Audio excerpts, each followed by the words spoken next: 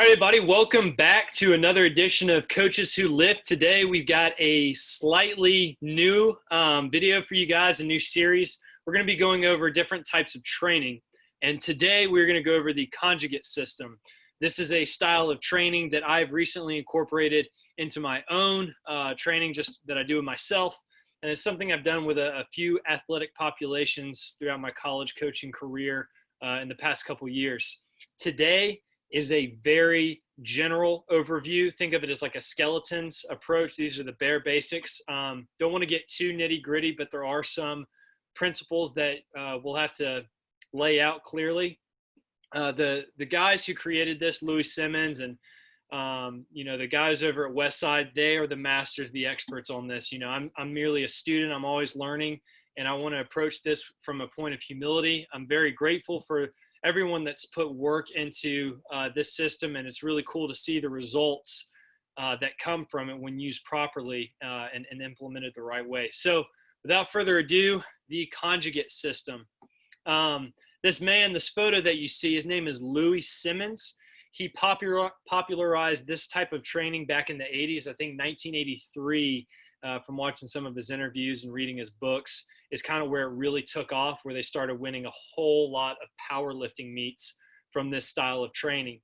Conjugate comes from the Soviets. It comes from a lot of different just mountains of books and articles and knowledge that Louis has read, visited these places, and taken their research, put it together, and developed this style of training, which is comprised of multiple methods. But some of his inspirations are Medvedev, Melsif, Yesis, Setsiorsky, Verkhoshansky, and a lot of others. In fact, if you read his Westside book of methods, you're going to see just one page where it's got like dozens of books where all of this is inspired from. But he took all that knowledge and developed what we're going to be talking about today. And it is a complex series of methods that rotate special exercises that are close in nature of sport for whatever you're doing, whatever competition you're doing. Now, a lot of what conjugate is geared toward, a lot of the knowledge surrounding it is towards powerlifting, which is the squat, bench, and deadlift, that sport.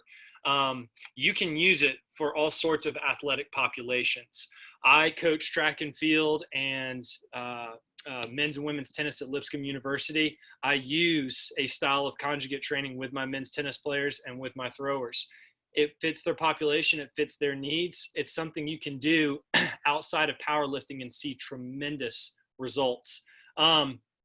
Something that's very key with this system, as with any really, but really in conjugate, something that's a big point of emphasis for Louis is the exercise selection, making sure you're targeting your weaknesses. And we're going to be coming back to that point throughout this presentation. Picking exercises, not just maximal effort, not just repetition effort or dynamic effort, but things that are specific to you and what you need will help get you the results that you want. The conjugate style of training is essentially composed of three methods. It's got a lot of other little ones thrown in there, but the three most well-known are maximal effort method, dynamic effort method, and the repetition effort method. So before we get into details with those, let's go over some ground rules that you'll need to know. First of all, with any kind of training, but especially with conjugate, make sure you have an end goal in mind. So for me personally, I want to be able to squat 365, deadlift 500, and bench 275, all at 200 pounds body weight. That's long game. Week by week, I want to PR in different types of variations of these lifts, but that's what I have in my mind. And when you train in this system, never lose sight of the end game. That's really, really big. So want to put that out there first and foremost. Now, the rule of 72 hours between extreme workouts is very, very critical. I think a lot of people can mess up in this area. If you have a maximal effort lower body day, so a squat and a deadlift or just squat, you need to wait 72 hours before you have that other extreme workout of a dynamic effort method workout. So say you're squatting maximally on a Monday, you need to wait at least until Thursday before you do something lower body speed-wise. And we're going to come back to that and explain a little bit more, but that's a really big rule of 72. You want to rotate maximal core exercises weekly. From the Soviet research and what Louis has found throughout his career of coaching, if you do a maximal lift on the same exercise, same variation for more than 2 weeks in a row, your CNS really starts to crash and you will see a loss in returns from training. So that's really dangerous, not productive. So we make sure that we keep switching weekly those maximal core lifts. Rotating special exercises, your body can do that a little bit more frequently without seeing a decrease in training or a decrease in results. Every 2 weeks is typically a good rule to follow. So that main lift is kind of rotating each week, whereas the other lifts, the supplementary lifts, the accessories, auxiliaries, whatever you want to call it, those rotate every 2 weeks. And those are, again, are based on your needs. Using the repetition method is very big for attacking your weaknesses. You have to be a master of self. You have to figure out, okay, what looks cool versus what I actually need and what will help me get better. Do the stuff that sucks. It's a very, very simple approach. Maintaining GPP throughout the year. In the next slide, we'll talk a little bit more about this, but that stands for General Physical Preparedness. Conjugate is really unique in the way that it kind of lifts all systems of physical performance at once. And there's no real in-season, off-season for that. So you want to kind of maintain that throughout the year. If you're peaking and only specializing in one thing, these other areas suffer. And in a world of athletics, you want to be kind of at the top of your game for any demand. 4 exercises targeting a muscle group when you're training or doing a workout. That's the minimum to kind of get results. If you want to get a little bit stronger or add mass, then you can go up to 5 or 6 exercises. So if you've got a squat, a lunge, or squat, deadlift, lunge, hip bridge, that's like your baseline, and then add more onto that. There are primary differences between conjugate and then the rest of what you think of when you think of periodization. So all periodization is a plan of attack and training towards a competition season or competition event. And there are a lot of different ways to do this, a lot. Undulated periodization, linear block periodization, modified undulated block periodization, a lot of different models that you can use. Conjugate is different in the sense where block periodization focuses on one thing at a time, and it kind of transitions into the next phase. So you'll work baseline strength, then you'll work explosive power, then you'll work absolute speed, and then a peaking phase. Conjugate seeks to do all of these things at once with an emphasis on a maximal effort day for absolute strength, a dynamic effort day for explosive power and speed, and then a repetition effort for working on strength endurance, strength, hypertrophy, whatever fits your needs. So Westside has their own way of training. I think they've been doing this for years. From what I can tell, these days don't really switch up, but this is something where you can have a little bit of freedom so long as you follow the rule of 72 hours. So a typical week, according to the book of methods that I'm going from here, a typical week looks like Sunday is a speed upper body day, dynamic upper. Monday is a max lower day. Notice it's a dynamic and max following each other, but it's upper and lower, so you can do those back to back. Tuesday, repetition effort day, so a really brief workout, or it's an off day, depending on recovery, what you need as an individual. Wednesday is a max upper day. I put max bench in there. Bench is what they measure for upper body strength. Thursday, repetition or off day, just like Tuesday.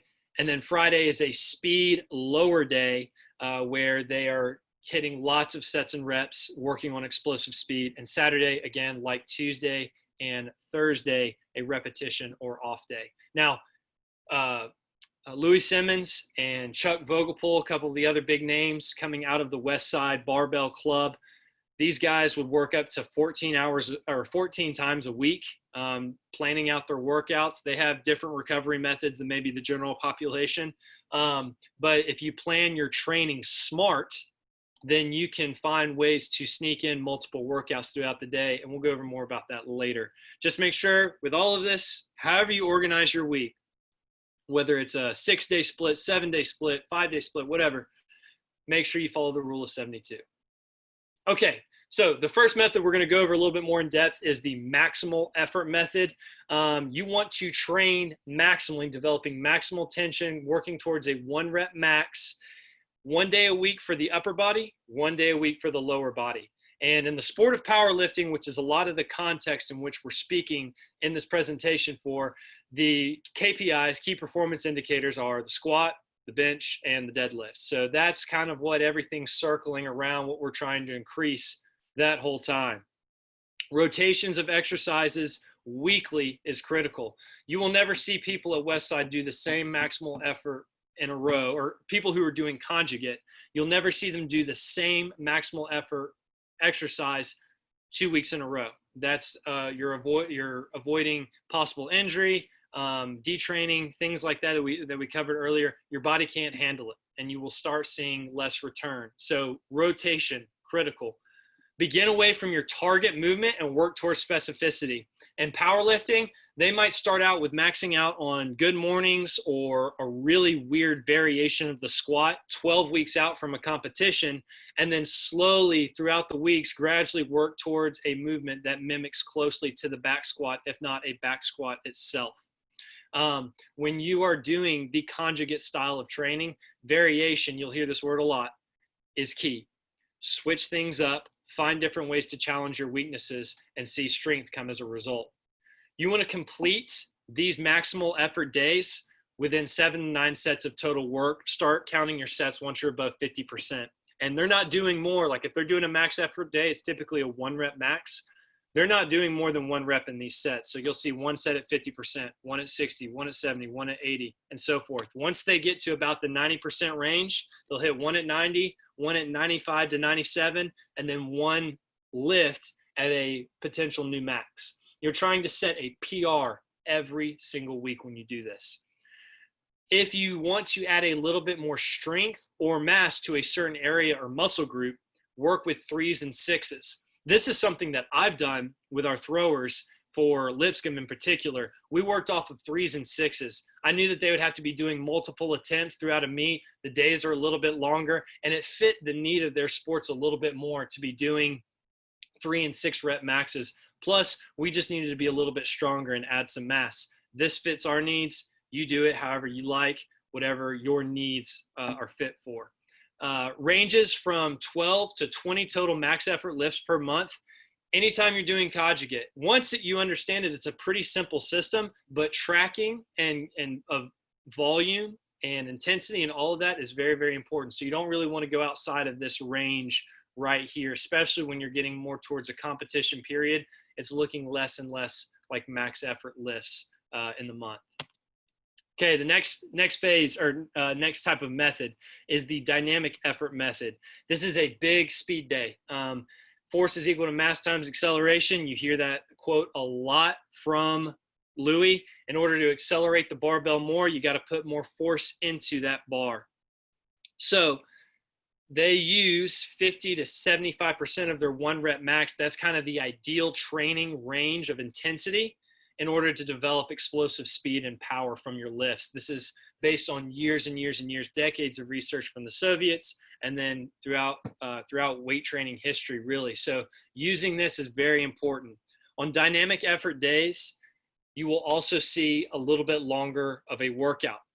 These days typically have more volume, about a 33 to 40% more volume on these days, because we want to use repetition effort. We want to use all sorts of things to kind of attack those weaknesses.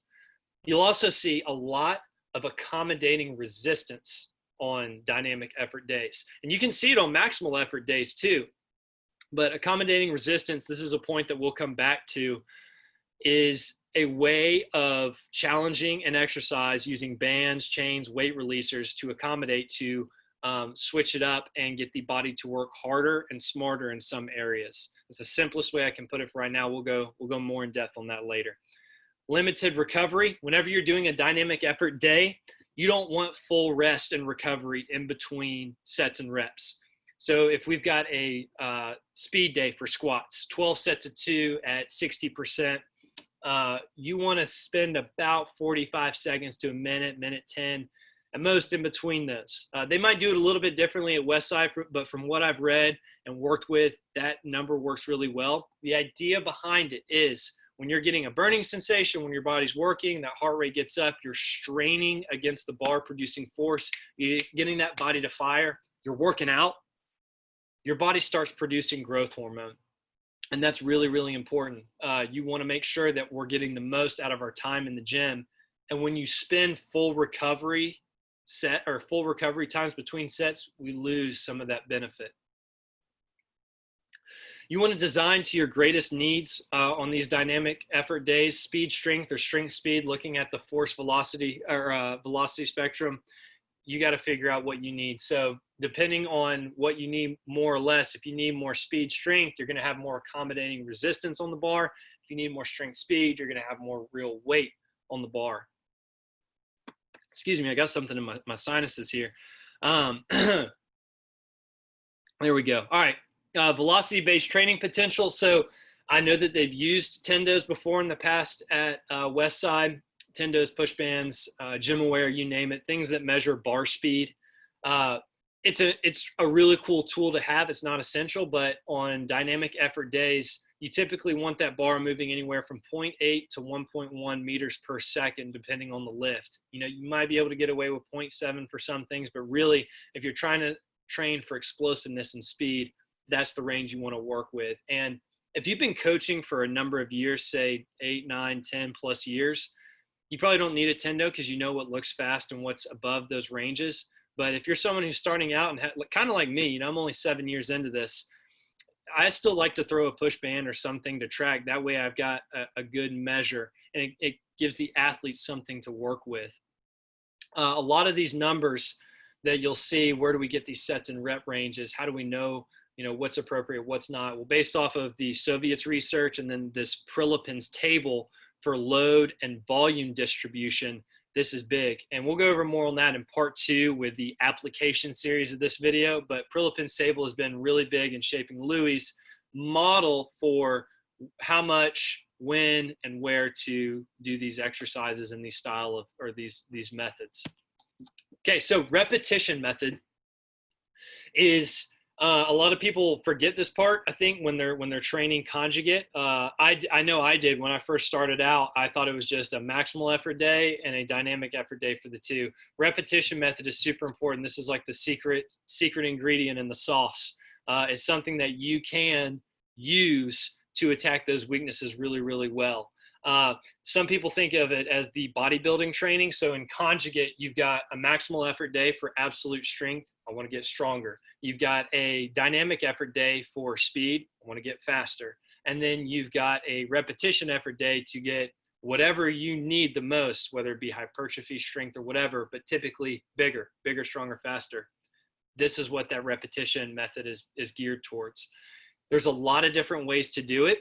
You want to make sure that it has a purpose. With any kind of training, always ask, why am I doing this? But it has to have a purpose that translates to your lift or your sport. So this method is unique in the sense that it doesn't have its own day necessarily. You can throw it in with repetition effort days and maximal effort days, or it can be a separate workout itself and can be used in conjunction with general physical prep work. The exercise selection, again, is really, really big. You'll see people doing triceps is a big weakness for a lot of people in their upper bodies. They'll do sets of 100 at Westside on band tricep extension right in a row and just keep going. There's so many ways to do it. Tempos, clusters, failure or near failure, time sets, trying to get as many reps as possible in that, and then ranges. A tempo, for instance, would be if I'm doing a goblet squat. I'm holding a dumbbell here. I'm going down for 5 seconds, hold for 3 seconds at the bottom, and then another 5 seconds on the way up. This would be if I need to help grow the muscle size a little bit more, target something down there, use it however. Failure and near failure sets will definitely promote the production of growth hormone when you're building up those byproducts, lactic acid and a lot of other things, not just lactic acid, but a lot of other things in that bloodstream. Your body's going to produce it as a result. Time sets are really good because it gives you an end goal in mind. Okay, I don't need to worry about reps, but I've got a minute to hit, say, as many dumbbell bench press reps with 25 pounds in each hand. I've done this one. It smokes you. I think I got 73 in a set. Nothing to brag about at all. I'm super weak in comparison to these dudes. But it gives you a goal to compete against over and over and over again. So like this week I might have done that. Next week I'm going to try and get 75 and do the same thing. So those are some examples of the repetition method. Now, why accommodating resistance? Coming back to this point, this is a really cool thing that Louis discovered, started getting big in the 90s, I think, and then just kind of took over the powerlifting world and physical performance, physical training world throughout the 2000s, and you see it everywhere, just about everywhere today. To adapt to your training is to detrain or to never adapt. You will hit plateaus, undoubtedly, if you keep doing the same thing over and over and over again. Linear periodization does not work after a while. You can't go from 4 weeks of 10 to 12 reps to another 4 weeks of 6 to 8 reps to another 4 weeks of 2 to 4 reps and then try and max out again. After a while, your body gets used to it. And so with continually rotating exercises in the conjugate method, and then using accommodating resistance, which is switching out the way the lift is done, you get tremendous gains. And there's 2 types of curves kind of that I want to put in your mind with this. One is the force velocity curve, where you're going to be working with things like overspeed eccentrics. You can kind of see here, which is an example here. If you put bands on a bar and you're doing a squat, say you're doing a safety squat, a safety bar box squat, and you've got bands on there, that band is going to push you down faster than gravity. And so what that does is it teaches your body the stretch shortening cycle to load quicker, get more power, and then explode out. Really, really cool. Also, from a biomechanical standpoint, if I'm thinking of like a bicep curl, or let's go back to the squat. If I'm thinking of a squat, I go down somewhere along that line, that curve is going to get easier, okay? If I'm at the very bottom of a squat, if I'm coming up about halfway, I might feel the most resistance when my joint angles are at about 90 degrees. What the chains and bands do is it keeps tension increasing as you go up. And then on the flip side of that, you can do it to assist you. Instead of increasing tension, it can help you on the way up. So things like the lightning method. We're not going to go into super big detail there, but there's a lot of different ways to do accommodating resistance. And with this, you combine it for repetition effort days. You do it for maximal effort days. With all these different variations, the combinations can be endless. And the amount of tension that you add, the bar placement, it's a really great option, especially for people who like switching up the routine a lot. Great part about the conjugate system.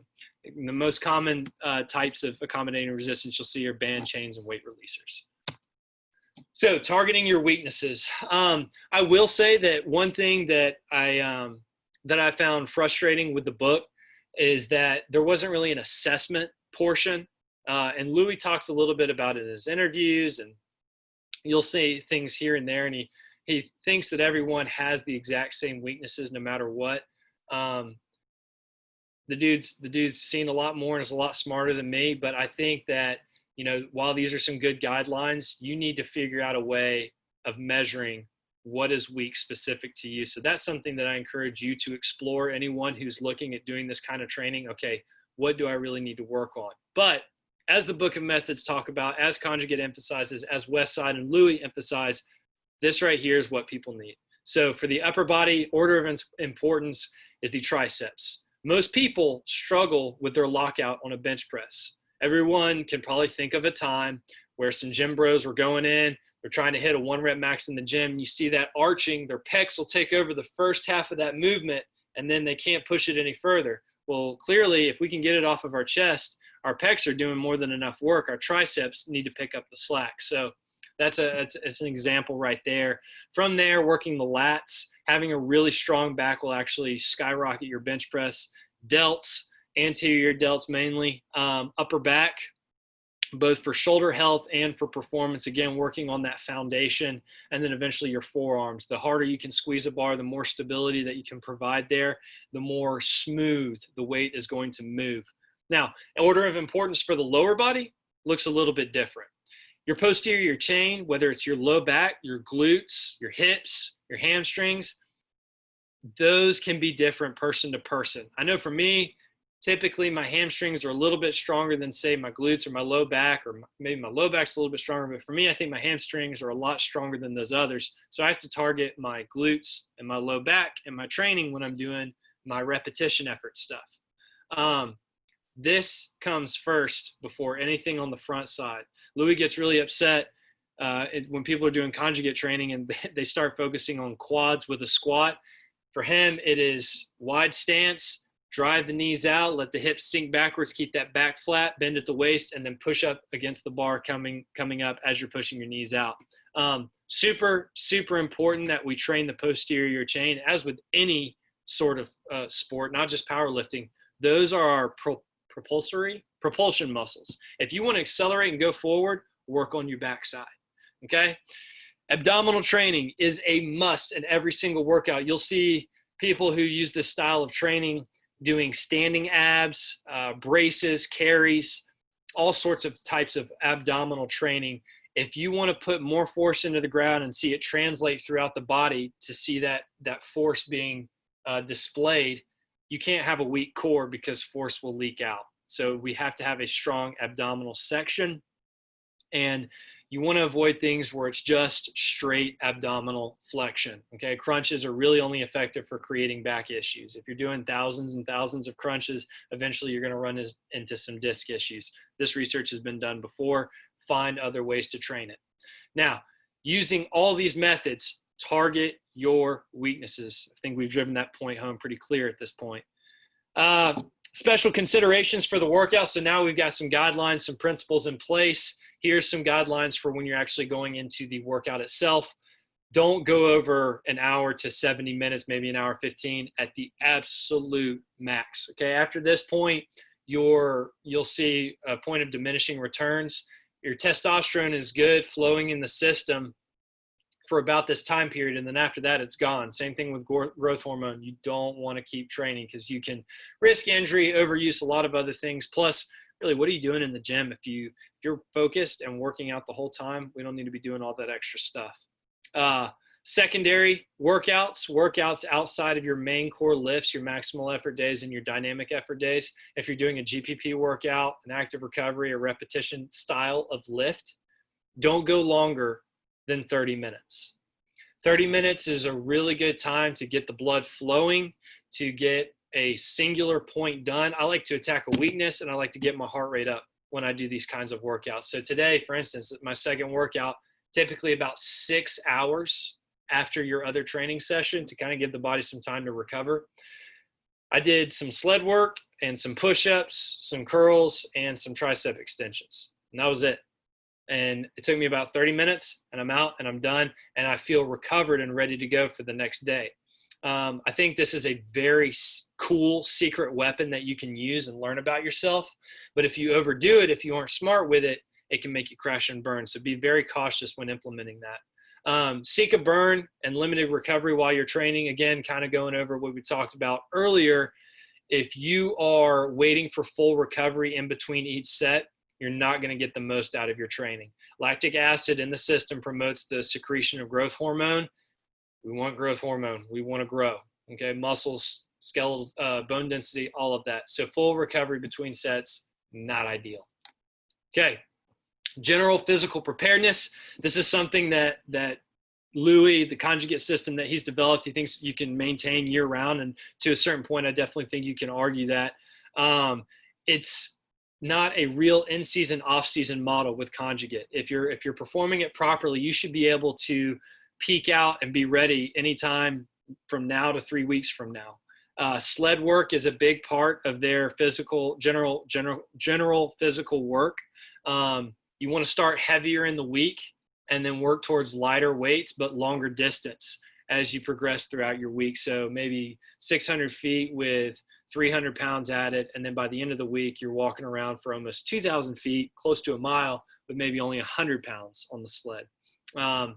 This is something that to pay close attention to monitor while you're training, and that's for your lower body. When you're doing your upper body, you're actually doing it for time. I think the Book of Methods recommends around 5 to 10 minutes when you start accumulating this, and then work upwards towards 20, 30, maybe even 40 minutes of, pulls, pushes, drags with your scaps retracted, whatever. So upper body is done for time, lower body is done for distance. Other types of general physical work can include marches on the athletic training platform or a belt squat. Farmer carries, just carrying weight, great for grip strength too. If that's a weakness of yours, another great time to implement it. And then med ball slams with like 20 to 30 pound med balls for time. All simple ways without necessarily running 2 or 3 miles, banging up on your joints. So recovery, absolutely essential. When you're doing this kind of training, you really have to think, if there's a reason that we're waiting 72 hours between workouts, we want to make sure that we're using that time in between wisely, and using other miniature workouts, little mini workouts to target your weaknesses to help kickstart that recovery process is great, but sleeping is a must too. If you want to get the most out of any type of training system, make sure your diet is in check. Make sure that you're getting 8 hours of sleep minimum a night, 8 hours minimum, okay? Not the 7 to 9, 8 hours minimum, and then maybe a little bit more if you can. Work around that. If you've got to do stretching or active release, whatever it is, do that. But you want to be able to train when you can in this system, in the Conjugate system, and then rest when you absolutely need to. So if you feel good, hit it, attack a weakness, find something that you need to work on and go after it. And then when you feel like you are absolutely trashed, back off the gas pedal, take a step back. If you're working out somewhere 6 to 8 times a week and you miss one workout, you're only talking about 15% of your training, maybe. And then if you want to count about the actual time that you're spending training, you're looking at maybe 5 to 10% at most. So train when you can, rest when you need to. And that kind of sums up where we are with this system. It's a very simple system. There's a lot of different ways it can be utilized within other training and periodization models. But if you want to follow simply a strict conjugate style of system, this is my understanding of it. This is how I've used it. This is how my studying and research have come to a conclusion. And hopefully y'all can find some useful information out of this and some application from it as well. We're actually going to segue into that. We're going to be covering how to write up a workout in our next series. So with that, open the floor back up to John. John, is there any sort of comments that you'd like to make for today? Yeah, so 2 things that I kind of would like to touch on too is the first thing, something that I like to think about as far as the bands and chains go. The intention behind it, I think, was a really important part that you said. Without the bands and chains, especially on some of the max effort days and the dynamic effort days, I know when I use them, something that in my mind I like to think about is like when you're maxing out, subconsciously, you have to slow the bar down once you get all the way stood up. So the bar doesn't just fly off your back or go backwards or whatever it is. And the bands and the chains kind of help you be able to break out of that like unintentional slow down period. So it's 100% a max effort lift all the way to the top. And once you start to do that, that will be the biggest thing. Something that we did at my school here was we actually went and like weighed out what the bar would be like with the band tension on there. So we knew exactly how much band tension we did have on there. So it would help us with our calculations and stuff like that. Again, being extremely intentional. And then finally, making sure you have some sort of partner with you for multiple reasons. But probably number one is the safety reason. Obviously, if you're doing max out sessions multiple times a week, having somebody there for safety is going to be incredibly important, as well as for spotting. But also, like, just mentally, when you're going to be around a group of people who share maybe similar goals or just share goals of being in a healthy lifestyle is extremely important, even if maybe they're not trying to go exactly for max strength. You know, maybe they're trying to do more of the hypertrophy type stuff or whatever it is. They're still there doing some sort of conjugate system with you is really important. Right. Yeah. Training partners are huge. Having that mentality is big. Louis says, if you walk, you'll develop a limp. So being around others who are going to challenge you, I think it's good to have someone who's a little bit stronger than you and someone who's a little bit weaker than you. So you can kind of all push each other in different ways. And yeah, I love what you said about the intention part.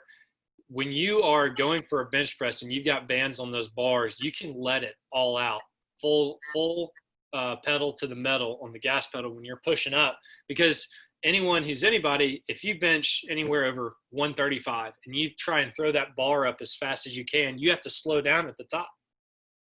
Accommodating resistance allows you to put as much effort and as much force into that bar, and you know when you get to the top, it's not going to go anywhere. It's a really, really cool aspect of training. And, you know, people who figured it out decades ago, I wish I was that guy. But they, you know, it's a really, really useful tool, especially when implemented the right way. No, for sure. And I mean, obviously Westside is really popular for using this sort of method for their specific powerlifting. But again, it can be modified to work for athletes, people who necessarily aren't athletes and they're just trying to get stronger. Like, it's just a great system. Again, you can make modifications to make it work for you and your schedule, just as long as you follow this just kind of basic guidelines that Coach Kilgore kind of went over today. You know, you're going to set yourself up for success. Yeah. I do want to put a disclaimer out there. Like, this is something that I've been using for a couple of years, really a lot of my own training in the past, say 6 months or so. But with my athletes, I've been doing it for a couple of years. The real experts on this, obviously, are the guys at Westside. Louis, the godfather of kind of making this approach popular in the West. But people who are over at Elite FTS, Dave Tates, the Matt Winnings, people like that, there's a lot of really helpful resources out here. So if you're interested in learning more, I would definitely check them out. But I would also stay tuned for our part 2, where we kind of break down the nitty gritty of what a week might look like with these different training systems. So you got anything else to add, Coach Delph? No, that's it, man. Again, if there's anybody has any additional questions for us, just comment below or reach out to us on our with our emails on the front page. Awesome. We appreciate y'all's time. If you've made it this far in the video, we really, really thank you. And we look forward to meeting here and educating together very soon.